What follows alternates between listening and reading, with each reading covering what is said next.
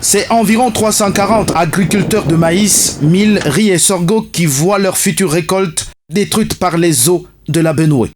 Il y a eu une mobilisation des agriculteurs qui sont venus, moi représentant des agriculteurs au niveau de l'Amida. Nous sommes déportés chez de l'Amido pour l'exposer notre problème. À raison des fortes pluies qui s'abattent dans cette localité, la digue actuellement en dégradation avancée ne peut plus supporter et canaliser les eaux. C'est bloqué. Pour arriver dans ces lieux, il faut prendre un pirogue.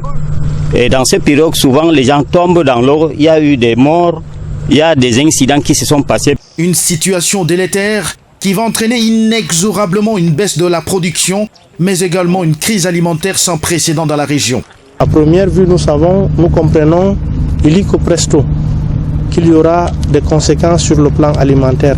L'eau a surplombé les champs de maïs, ce qui veut dire que les récoltes seront automatiquement désastreuses. On ne peut pas parler de récolte, les champs sont gâtés et ça c'est sur plusieurs hectares. Et ces conséquences vont engendrer des problèmes d'insécurité.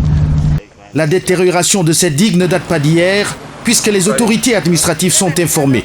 Aucune initiative venant de leur part n'a été prise selon les populations.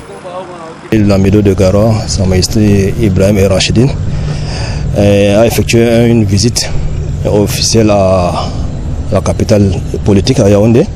Et à cette occasion, il a porté une doléance forte aux autorités de ce pays. Pour trouver une alternative, une entreprise engagée par le Lamido de Garoua entend voler au secours des agriculteurs. À la vue de ce qui précède, les feux sont au rouge, il y a urgence.